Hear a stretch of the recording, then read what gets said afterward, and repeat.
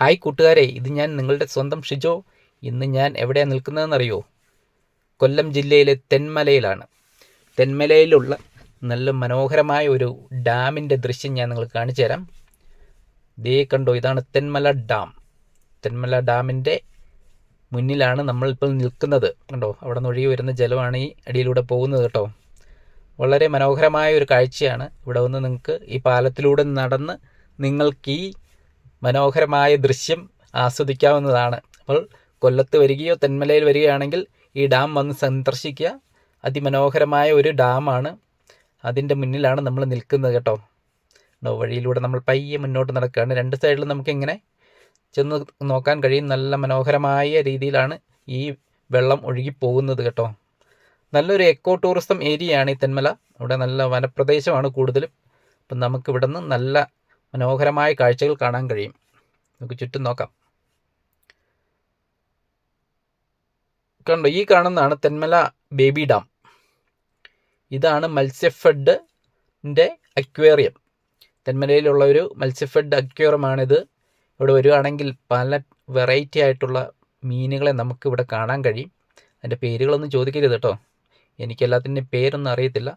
എന്നാലും നമുക്കതിനെയൊക്കെ ഇങ്ങനെ കണ്ട് മുന്നോട്ട് പോയി നോക്കാം. ഇവിടെ വരുവാണെങ്കിൽ നമുക്ക് എൻട്രി പാസ് ഉണ്ട്. പാസ് എടുത്തിട്ട് വേണം നമുക്ക് ഉള്ളിൽ കയറാൻ. ഒത്തിരി സമയമൊന്നും എടുക്കത്തില്ല, കുറച്ച് ഉള്ളൂ ഇതിനകത്ത് നമുക്ക് കാണാൻ.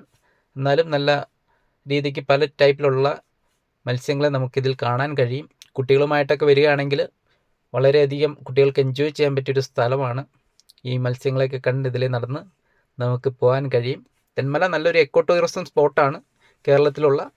അപ്പം നിങ്ങളിവിടെ വരുവാണെങ്കിൽ തെന്മല ഡാം സന്ദർശിക്കാൻ കഴിയും. അതേപോലെ ഈ മത്സ്യഫെഡിൻ്റെ അക്വേറിയം കാണാൻ കഴിയും. ഇവിടെ വരിക, എല്ലാവരും തെന്മല സന്ദർശിക്കുക. നല്ലൊരു സ്പോട്ടാണ് കൊല്ലം ജില്ലയിലുള്ള തെന്മല. ഇപ്പം മീനുകളെയൊക്കെ നമ്മൾ കണ്ട് ഇങ്ങനെ നടക്കുകയാണ് കേട്ടോ. സർക്കാരിൻ്റെ ഒരു പദ്ധതിയാണ് ഈ അക്വേറിയം. അപ്പോൾ അതൊക്കെ നമ്മൾ കണ്ട് മുന്നോട്ട് ഇങ്ങനെ പോവുകയാണ്. ടൂറിസം ഡിപ്പാർട്ട്മെൻറ്റിൻ്റെ കീഴിലുള്ളതാണ് കേട്ടോ. കണ്ടോ, പല ടൈപ്പിലുള്ള മീനുകളുണ്ട്. മീനുകളെയൊക്കെ കണ്ട് നമ്മളിങ്ങനെ മുന്നോട്ട് പോവുകയാണ്. അലങ്കാര മത്സ്യങ്ങൾ ഇഷ്ടപ്പെടുന്ന ആളുകൾ വരികയാണെങ്കിൽ അവർക്ക് വളരെയധികം ഇത് ഇഷ്ടമാകും. പല ടൈപ്പിലുള്ള മത്സ്യങ്ങളെ നമുക്കിവിടെ കാണാൻ കഴിയും. ഇതിൻ്റെ അകത്തുള്ള ഈ ലാൻഡ്സ്കേപ്പൊക്കെ നല്ല മനോഹരമാണ്. നമ്മളിതൊക്കെ കണ്ടിങ്ങനെ നടന്ന് നീങ്ങിക്കൊണ്ടിരിക്കുകയാണ്. ഇപ്പോൾ കൊല്ലം ജില്ലയിൽ വരുന്നവരൊക്കെ തെന്മല കാണാൻ മറക്കരുത്.